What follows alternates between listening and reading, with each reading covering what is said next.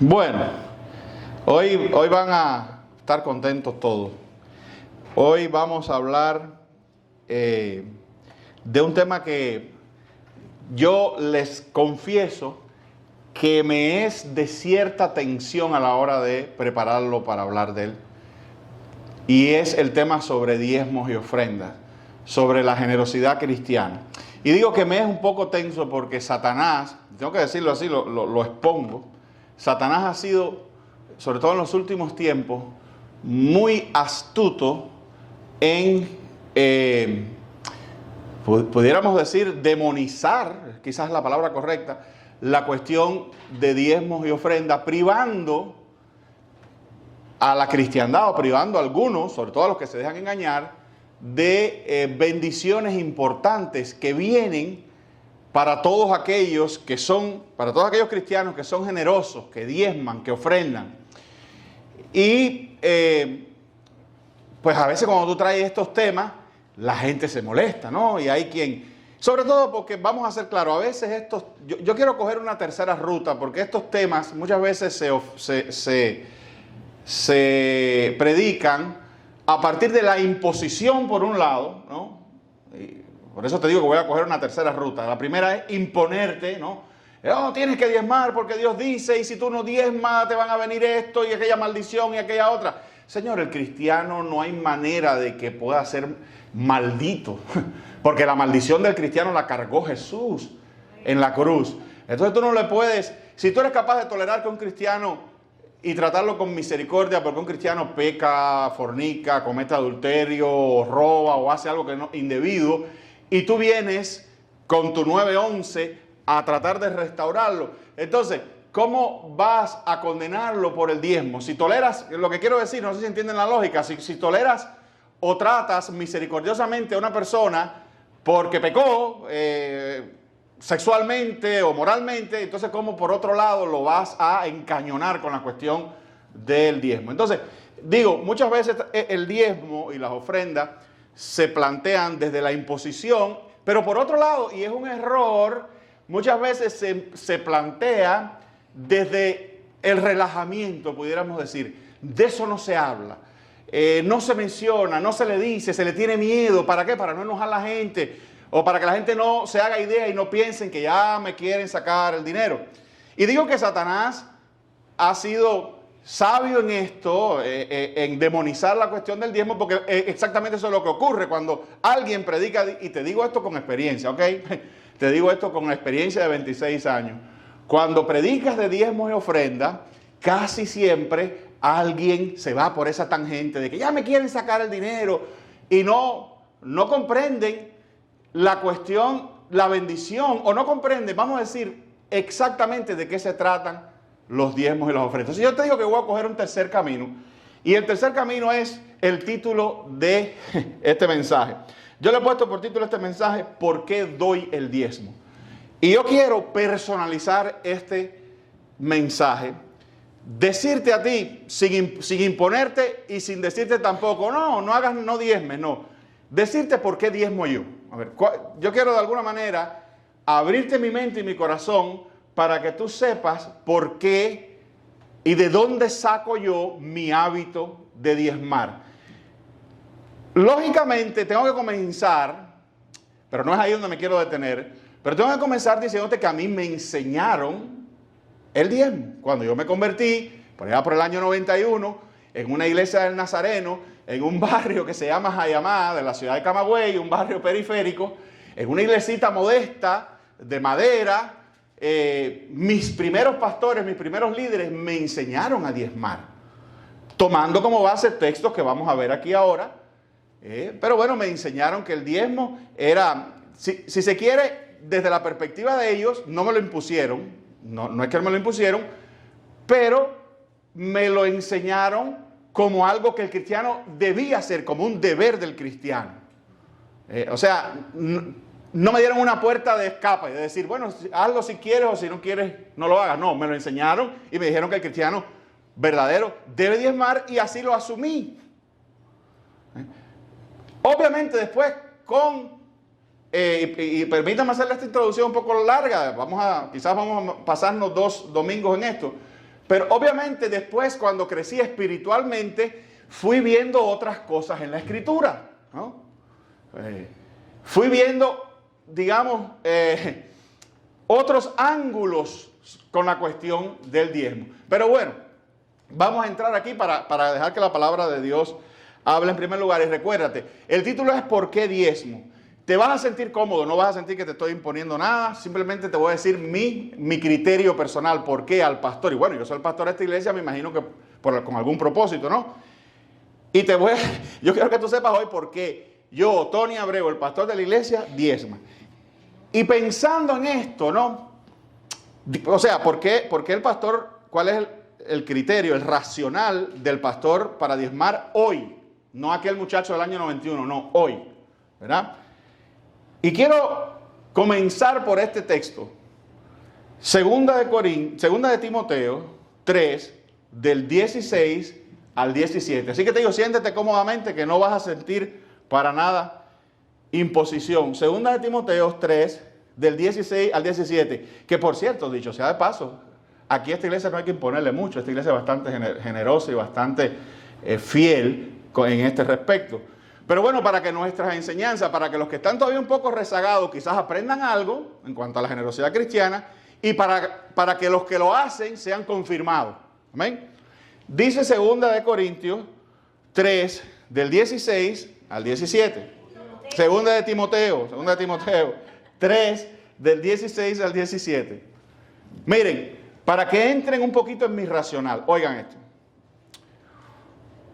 Toda la escritura, toda, es inspirada por Dios, y subrayen esta palabra que viene ahora, y útil para enseñar, para redarguir, para corregir, para instruir en justicia, a fin de que el hombre de Dios sea perfecto, enteramente preparado para toda buena obra.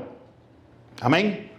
Ahora, algo que yo he dicho aquí otras veces y que a lo mejor pasa desapercibido, porque como nosotros desde que tenemos uso de razón la Biblia existe, no entendemos mucho muchas veces de que la Biblia incluso fue escrita a diferentes tiempos y los primeros cristianos, yo no sé si tú has pensado en esto, pero piensa esto, los primeros cristianos no tenían el Nuevo Testamento.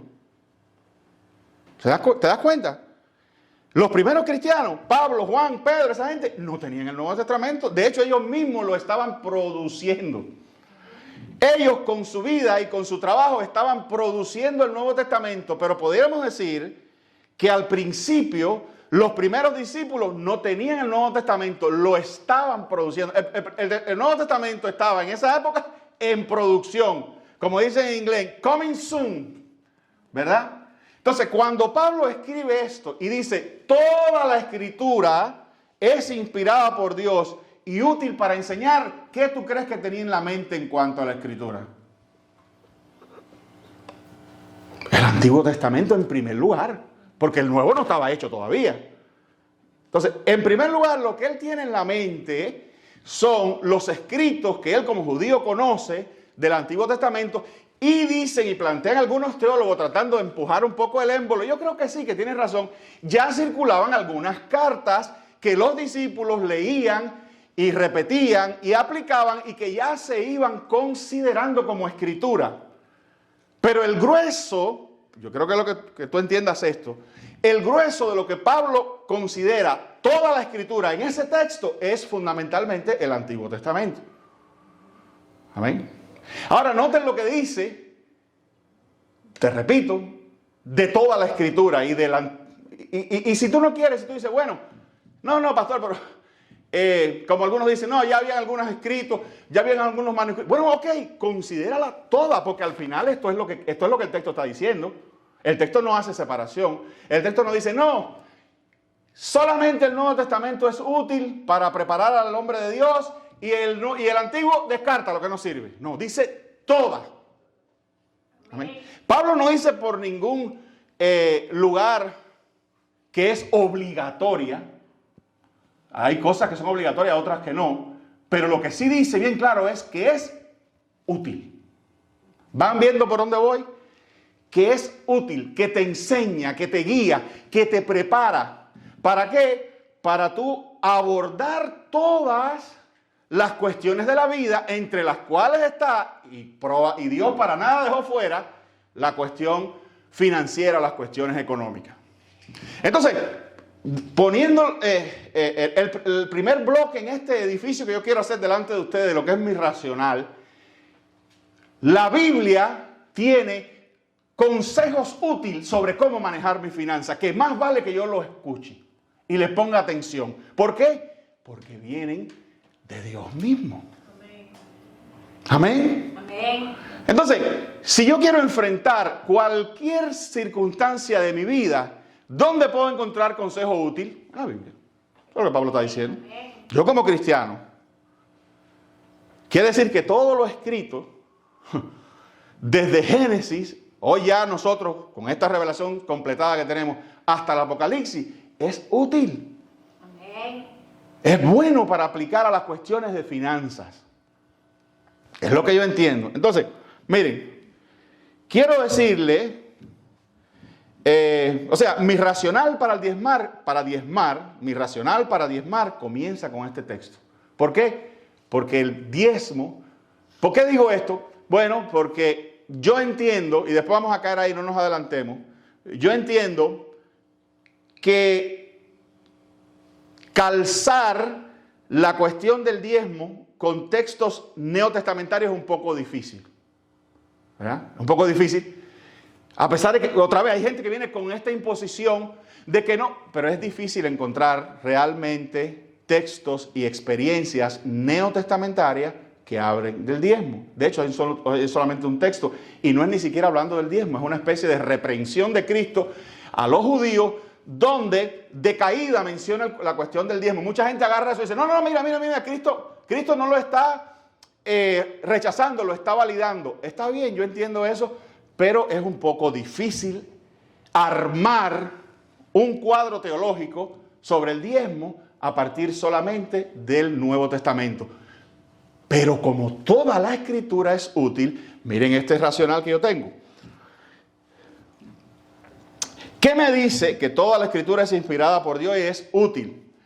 Eso quiere decir que Dios es mi consejero financiero.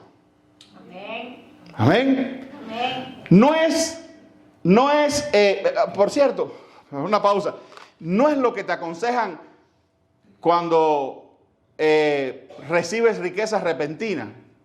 Cuando tú oyes por ahí la gente que habla de los que se ganan la lotería, ¿qué es lo primero que te dicen? Lo primero que te dicen es búscate un consejero financiero. Búscate a alguien que te enseñe cómo mantener, porque dicen que mucha gente se queda, la gente que gana la lotería dice que al año, a los 2 años no tienen nada. Pero ¿qué es lo que te dicen? Búscate un consejero financiero que te dé instrucciones, que te aporte sabiduría, cómo manejar tu finanza para que ellas permanezcan y se aumenten.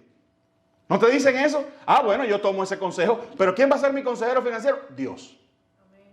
Amén. Entonces, claro, yo no tengo riquezas repentinas, pero de las que tengo, las que son el fruto de mi trabajo, las que son el fruto de cualquier negocio que haga, las que son el fruto de no sé, que me vengan providencialmente de parte de Dios, ¿qué hago yo con ellas? ¿Quién me asesora sobre ellas? ¿Cómo las debo usar para que ellas permanezcan e incluso se aumenten? Voy a Dios. ¿Por qué? Porque toda la Escritura es útil.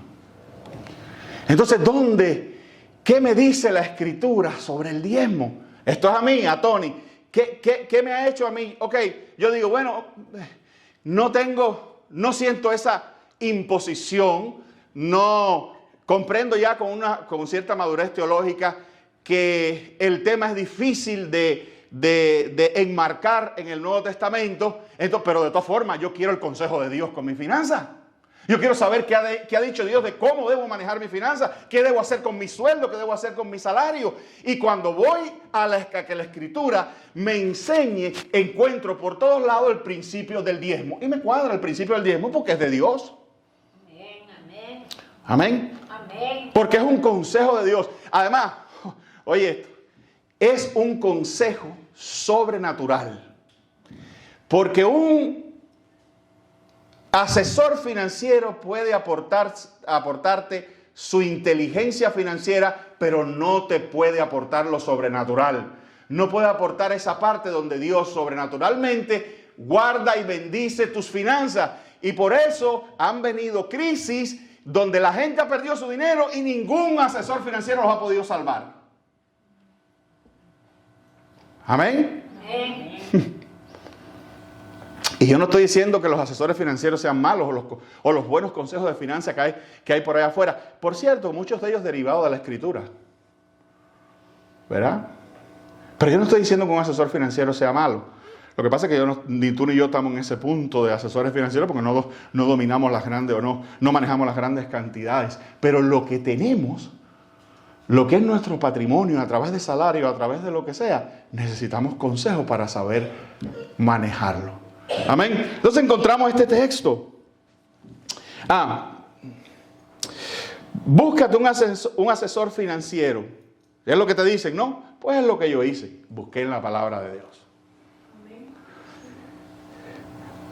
Entonces esto, a veces yo logro. Esto es espiritual, esto es santo, pero es también, la cuestión del diezmo es también una estrategia, un método. ¿Tú quieres tener un método? Esto es un método. Miren, Malaquías 3:10, un texto conocido. Malaquías 3:10 dice: traed todos los diezmos al alfolí. Pausa, yo me imagino que ya todo el mundo sabe que diezmo es la 10ª parte, ¿verdad? De lo que tú percibes, de lo que tú ganas. En aquella época era más un diezmo en especias, era el producto del campo, el producto del ganado, etc. Pero siempre fue una 10ª parte. O sea, que la 10ª parte de 100, ¿cuál es? 10, ¿verdad? Bien. Trae todos los diezmos al alfolí y hay alimento en mi casa. Y probadme ahora en esto, dice Jehová de los ejércitos, si no os abriré las ventanas de los cielos y derramaré sobre vosotros de bendición hasta que sobreabunde. Esta escritura para mí es útil. Es útil para instruirme, es útil me es útil para mantener y aumentar mis finanzas. El texto dice cosas tremendas. De hecho, es el único texto donde Dios te dice que lo pruebes. Amén, amén. Amén. Dice, traed los diezmos al alfolí y hay alimento en mi casa. Se refiere al templo, se refiere a la iglesia. Ustedes saben, esto es más complejo, pero los diezmos eran para sostener el templo y para sostener los levitas y para sostener los sacerdotes. Los levitas no tenían heredad, ¿verdad? Y eran sostenidos a través del diezmo de las demás tribus. Porque los levitas eran los que ministraban en el templo. El diezmo siempre ha sido para sostener los que ministran en el templo. Amén. Pero oye lo que dice, traer los diezmos al alfolí y probadme en esto, dice Jehová de los ejércitos, si no, abriré las ventanas de los cielos y derramaré sobre vosotros bendiciones hasta que sobreabunde. Yo me anclo en ese texto. Y ese texto, le tomo la palabra a Pablo y me lo aplico como útil y apropio por la fe la parte sobrenatural que tiene. Yo diezmo porque este texto me instruye y yo diezmo porque yo por fe creo que Dios me va a bendecir si yo diezmo. Y me va a mantener mi patrimonio, mis riquezas, mi dinero, lo va a mantener y lo va a aumentar. Amén. Amén. Obviamente tengo que tener una aproximación por fe a eso. Esto, si yo no le entro por fe, esto es palabra muerta. Todo en la Escritura. Pero es que no te das cuenta que es que ni a Jesucristo te lo puedes apropiar si no es por fe. Entonces yo creo en ese texto. ¿Me hago entender, hermano? Yo creo en ese texto. Miren, ahora, este hábito de diezmar es un patrón de fe y de adoración en la Escritura. Es un patrón. Miren Génesis 14, del 18. Lo que te quiero decir, hay algo en el diezmo, hay algo espiritual profundo en el diezmo. El diezmo es fe, te digo, yo tengo que creer eso, pero el diezmo también es adoración. ¿Cómo que adoración? Claro que es adoración. es parte del culto a Dios. Miren, Génesis 14 del 18 al 20. Dice, entonces Melquisedec, rey de Salem y sacerdote del Dios Altísimo, sacó pan y vino y le bendijo diciendo, bendito sea Abraham. Este es nuestro padre Abraham. Abraham del Dios Altísimo, creador de los cielos y de la tierra. Y bendito sea el Dios Altísimo que entregó tus enemigos en tu mano. Y le dio a Abraham diezmo de todo. Ahora, tú sabes, you know the funny thing about this? No había ley. Tú no has oído eso, los que saben mucho de teología, ¿qué te dicen? No, pero el diezmo es establecido en la ley. Es verdad, Dios lo establece en la ley, pero aquí todavía no había ley. Y Abraham le da a este personaje llamado Melquisedec los diezmos de todo. Y hay un tremendo paralelismo aquí, de ahí vamos a caer ahora en Hebreo. Porque después el Nuevo Testamento nos va a explicar a Melquisedec, que es un personaje raro que sale ahí, que no se sabe de él, es un misterio Melquisedec, ¿verdad? Y también la Biblia nos va a decir que Abraham es el padre de la fe. Amén. Amén. Y aquí no había ley. Y este ser misterioso, llamado Melquisedec, recibe de Abraham, que no tenía ley, y es el padre de la fe. O sea, tenemos que decir que por fe Abraham entregó sus diezmos, ¿verdad? Y después Hebreo nos va a decir que Abraham es bendecido por Melquisedec. Déjeme continuar. Entonces, aquí no había ley, solo estaba un sacerdote eterno y un hombre de fe. Ahora vamos a ver la conexión de este pasaje con el Nuevo Testamento, porque fíjate, hablando ahora de hacer el caso a partir del Nuevo Testamento, ¿por qué este texto está aquí en el Nuevo Testamento? Bueno, pastor, porque Pablo está haciendo referencia a este evento de Génesis que usted acaba de leer. Sí, pero está ahí, está en el Nuevo Testamento. Y como toda la Escritura es útil, ¿verdad? Vaya, si te faltaba porque en el Antiguo no, bueno, pero ahora aquí en el Nuevo está. Es traído, es transportado desde el Génesis y cae aquí en Hebreo, a manera de explicación, Hebreos 7 del 1 al 47. Yo le he puesto la conexión neotestamentaria. Oye esto. Ahora, esto está muy bonito, está muy interesante. Presta oído porque Pablo nos va a explicar quién es este Melquisedec, o por lo menos qué tipo de sacerdote es este raro Melquisedec que le salió a Abraham al encuentro. ¿Ok? Ahora nos lo va a explicar. Sin el Nuevo Testamento, este misterioso personaje no supiéramos quién es. Pero dice, ¿por qué este Melquisedec? Dice Hebreo, Nuevo Testamento. ¿Por qué este Melquisedec, rey de Salem, sacerdote del Dios Altísimo, que salió a recibir a Abraham, que volvía de la derrota de los reyes, y le bendijo, a quien asimismo dio a Abraham los diezmos de todo, cuyo nombre significa primeramente rey de justicia y también rey de Salem, esto es rey de paz? Ahora, ¿quién tiene esos títulos? ¿Quién ostenta esos títulos? ¿Quién es rey de justicia? ¿Quién es rey de paz? Jesús. Sin padre, sin madre, sin genealogía, que ni tiene principios de día ni de que ni tiene principio de días ni de vida, sino hecho semejante al Hijo de Dios, permanece sacerdote para siempre. Amén. Amén. Amén. Dice el versículo 4. Considerad pues cuán grande era este, a quien aún Abraham el patriarca dio diezmos del botín. El texto nos está diciendo que este Melquisedec es semejante a Cristo. Teológicamente, hay quien dice que fue una cristofanía. Una cristofanía es una aparición antiguotestamentaria de Cristo. Hay quien dice que era un sacerdote único y que Cristo, la Biblia nos va a decir que Cristo es sacerdote según ese orden, no ya del levita. Fíjate, Cristo no es sacerdote según el orden de Aarón, que es el sacerdocio levítico. No, Cristo es sacerdote según el orden de ¿quién? De Melquisedec.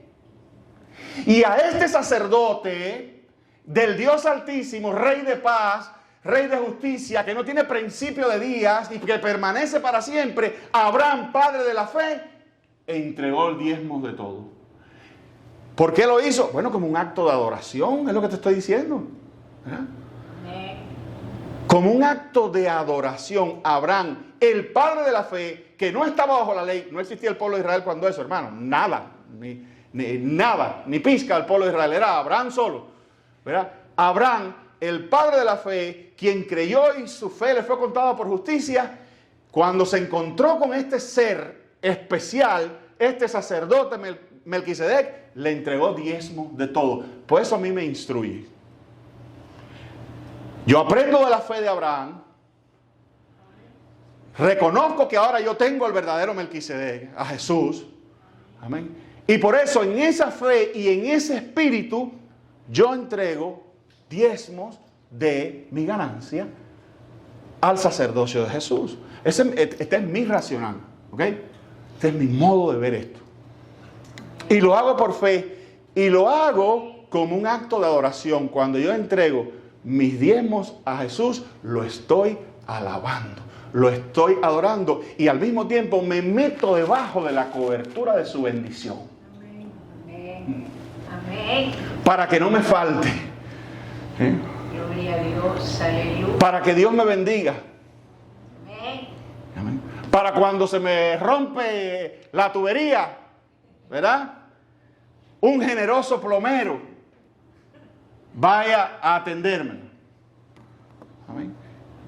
Y no caiga yo víctima del sinvergüenza, tú sabes, pero también para que, si es posible, no se rompan tanto las cañerías, ¿verdad? Un ejemplo pueril que pongo, pero para que entiendan. ¿Qué hago yo cuando digo me pongo bajo la suficiencia de Dios para que Dios bendiga mis finanzas y no me falten? ¿Verdad? Y Dios me promueva y Dios las aumente. ¿Por qué? Porque yo creo en eso. Yo, Tony Abreu, yo creo en eso. Lo veo clarito. Si lo hizo Abraham, pues yo también lo hago. Si Abraham tenía un misterio llamado Melquisedec raro, yo no tengo misterio, yo tengo a Melquisedec, que es Jesucristo. Amén. Si Abraham, que es el padre de la fe, pues yo que soy hijo de Abraham por la fe, pues yo hago lo que hizo papá. Yo sigo el ejemplo de papá. ¿Me hago entender? ¿Verdad que no los he enojado todavía, verdad? Yo te voy a decir y después te suelto para que tú hagas lo que tú quieras. Entonces, aquí no había ley. Y mira lo que dice el versículo 9. Dice, y por decirlo así, en Abraham pagó el diezmo también Leví, que recibe los diezmos después. Porque aún estaba en los lomos de su padre cuando Melquisedec le salió al encuentro. O sea, ¿qué está diciendo la Biblia aquí? Esto no tiene nada que ver con Leví, porque ni Leví ni existía. Todavía estaban los lomos. Es más, Leví pagó diezmo también, en los lomos de Abraham. En el ADN de Abraham pagó Leví también los diezmos. Que es quien después los va a recibir. O sea, que no tiene nada que ver con ley. Es todo fe. Amén. Amén. Ahora, miren las cosas extrañas del diezmo. Génesis 28, acuérdate, te dije, y no me creíste, pero te dije, es parte de la adoración también. Génesis 28, del 20 al 22. Génesis 28, del 20 al 22, dice, e hizo Jacob voto diciendo, nada de ley, nada de pueblo de Israel. Si fuere Dios conmigo y me guardare en este viaje en que voy, y me diere pan para comer y vestidos para vestir, y si volviere en paz a casa de mi padre, Jehová será mi Dios. Y esta piedra que he puesto por señal será casa de Dios, y de todo lo que me dieres, el diezmo apartaré para ti. Amén. Una decisión completamente personal de él. Amén. Obviamente seguro sabía de Abraham, ¿no? De abuelo, pero una decisión completamente de él, de decir, Jehová será mi Dios, y como un acto de adoración, mi diezmo daré, de todo mi diezmo daré para él. Ahora yo quiero que tú me busques en la escritura gente que haya sido más rica que Abraham y que Jacob. Amén. Fíjate esto, ¿Tú sabes qué le pasó a Jacob siendo viejo después? Que la tierra donde él vivía padeció una hambruna. ¿Verdad? Pero ¿qué había hecho Dios años antes? A través de una manera no muy ortodoxa, pero el mismo José después dice, Dios mismo fue que me mandó aquí. ¿Qué hizo Dios? Por celo, por envidia, por lo que sea, los hermanos agarraron a José y lo vendieron a Egipto. Y el tiempo pasó y un alga por la mar, llegó la hambruna y de momento aparece entonces la solución con José allá en Egipto, plantado de vicepresidente de Egipto, con graneros y graneros y graneros llenos de comida. ¿Y qué hizo? Que agarró a papá, que dijo que todos los diezmos iba a darlo a Dios, que había hecho ese pacto de joven, que iba a honrar a Dios con sus diezmos. ¿Y qué hizo? Que agarró a papá y lo sacó del hambre y lo trajo a la abundancia otra vez.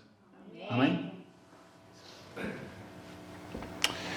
Porque cuando tú diezmas, como te digo, te pones bajo esa providencia de Dios. Y Dios hace cosas cuando te falta, y Dios hace cosas cuando hay una necesidad, y Dios te provee. Y tú dices, pero ¿y esto? No quiere decir que no vayan a venir eventualidades como le vino a Jacob. Lo que quiere decir es que estás cubierto. Por lo menos yo lo creo así. Yo, Tony Abreu, lo creo así. Con el principio del diezmo. Amén. Y entonces en Levítico 27 al 30 es donde se establece que aunque ya aquí sí es ley, aquí viene como ley, pero es escritura. Y como toda la escritura es útil, yo sigo viendo un patrón que me enseña y me da consejos cual financial advisor de cómo usar mi finanza.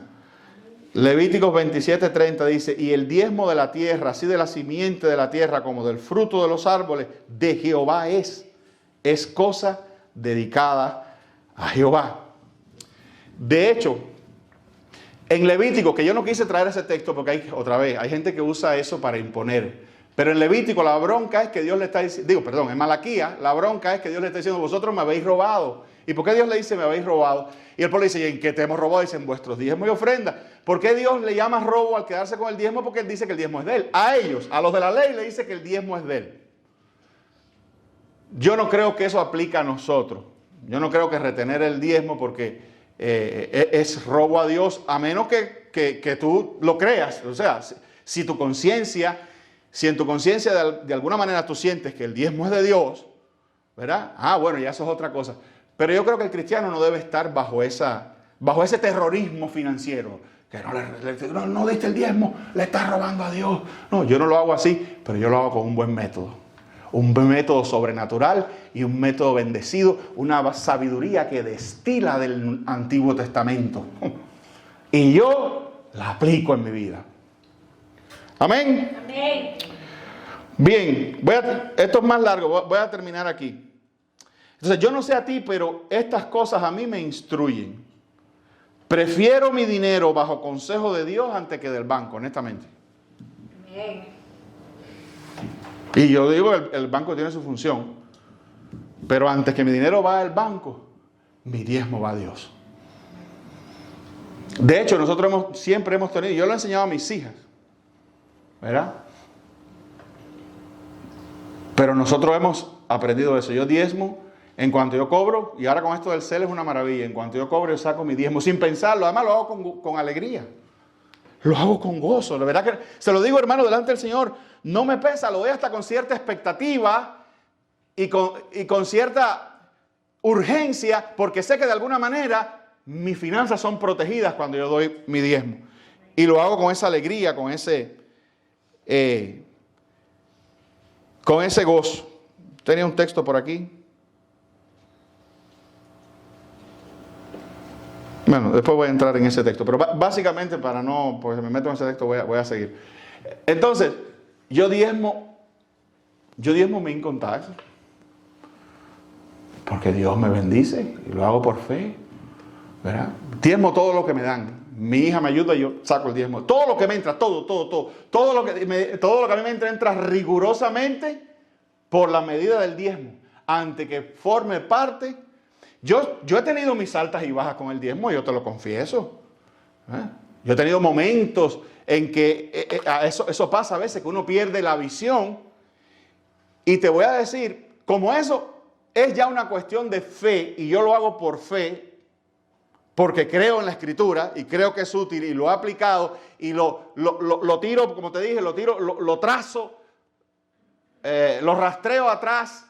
Estoy tratando de pasar en español una palabra en inglés, pero lo conecto con Abraham, padre de la fe, y Cristo Melquisedec. Lo hago por fe. Y yo he tenido tiempos en que, no ahora, pero he tenido tiempos en que he decaído con eso, o he sido ofuscado por la necesidad. Ay, ¿cómo voy a dar el diezmo? Y te voy a decir, a mí, no a ti, me ha ido peor. Me ha ido peor. Se empiezan a romper cosas, no me alcanza para esto, vienen imprevistos con los que no contaba, y entonces toda la cuestión financiera viene sobre mí como una avalancha. Y la manera de parar y revertir eso es volver otra vez a arreglarme con mis diezmos y ofrendas. Porque eso es bendición para mí. Amén. Eso es bendición para mí. Entonces, vamos a dejarlo ahí. Y el domingo que viene le voy a dar una conclusión a esto, porque hay muchas cosas que aprender, ¿no? Pero para mí, lo que le estaba diciendo, para mí, yo considero el diezmo parte útil de la Escritura para que yo, como hombre de Dios, esté preparado para toda buena obra, cuya buena obra es dar. El cristiano tiene que ser generoso. El cristiano desciende o proviene de un Dios que es dadivoso. Entonces, si está en la naturaleza de Dios, pues tiene que estar en la naturaleza de aquel que está habitado por Dios. Pero antes de ser dadivoso, porque hay gente que decía, no, yo no doy el diezmo, porque yo prefiero darle el diezmo mis diezmos, eso lo doy a los necesitados y todo eso. Yo siempre pongo en tela de juicio eso, porque eso suena un poco más a rebelión que de verdad. Pero bueno, si lo quieren hacer, ese es su problema. Allá ellos. ¿Verdad? Estamos en el Evangelio, estamos en libertad. El problema es que hay gente que se disfraza de excusas para realmente, porque tienen un problema en su corazón con los diezmos y con las ofrendas. Porque ahora vengamos acá al Nuevo Testamento. ¿Cuál es el problema, pienso yo, de por qué el diezmo no está como tal estructurado como una práctica en el Nuevo Testamento? Porque en el Nuevo Testamento ya no hay límites. Porque la gracia es superior a la ley. Entonces, si no vamos si mi excusa es, no, yo no doy el diezmo porque es de ley, bueno, la gracia es superior. Entonces, en la gracia, el diezmo se queda chiquitico. Pudiera ser un principio. Por eso el cristiano no solo da el diezmo, el cristiano da ofrendas también. Y el cristiano ayuda a gente. Y todo eso eso sale ya extra diezmo, ¿verdad? A ver, ¿cuál fue el diezmo de Bernabé? Vamos a entrar ahí, ya me estoy adelantando. Es que ¿cuál fue el diezmo de Bernabé? Y de los primeros discípulos, ¿cuál era el diezmo? Que vendían sus propiedades. Dice que Bernabé tenía una heredad y la vendió. Y muchos discípulos tenían sus propiedades y la vendían. Después vamos a hablar, porque tiene que haber un poco de sabiduría también. Y Dios no quiere que tú... Y hay gente así, hay de todo en la viña del Señor. Que tú de momento hagas locura y entonces te quedes sin nada. Eso no es lo que quiere Dios. Dios lo que quiere, y hay un texto para eso, cada cual según haya prosperado. Dios quiere que según tú hayas prosperado, tú seas generoso. Amén, amén. Y el diezmo es un buen principio, es un método y es un método sobrenatural. Ese es mi racional, ¿verdad? Yo empiezo por ahí, por ese texto de Timoteo, toda la escritura es útil. Entonces la Biblia y el principio del diezmo es mi consejo financiero para mi casa y es el que le enseño a mis hijas. Amén. Y Dios nos bendice. Y yo tengo las mismas cosas que tú, las mismitas, ¿verdad? Yo tengo imprevistos y yo tengo problemas y yo tengo esto y se me rompen las cosas y yo todo eso. Amén. Pero yo siento que Dios está en control. Y aún a veces cuando yo me desespero mucho, Dios sobrenaturalmente muestra su bendición. Alguien dijo, yo prefiero vivir con 90 bendecidos. Porque además, la verdad es que tú no das tu diezmo, dices que no se lo das a Dios, pero a alguien se lo das. A alguien se lo das. O se lo das a tu estómago, en los restaurantes por ahí, o se lo das al técnico del refrigerador que se rompió, o lo das a las escuelas, o lo das al médico, a la medicina, o a la tienda, sí, o a la enfermedad que llegó y entonces no tiene, y llegaste a emergency y te cobraron $2,000 y pico de copay. Hello. Te digo, estoy hablando de mi experiencia, no de la tuya. Amén. Entonces, o al mecánico del carro, sí. Siempre, entonces yo prefiero dar a Dios lo que es de Dios, para así tener para cuando haya que darle al César. Amén. Entonces ese es vamos otra vez, espero que estés cómodo, que veas, toma lo que te sirva. Así hice yo tomé lo que me sirvió de la Escritura y me ha servido muy bien. Toma lo que te sirva y el domingo que viene vamos a darle una conclusión a este tema. Amén. Así que Dios te bendiga.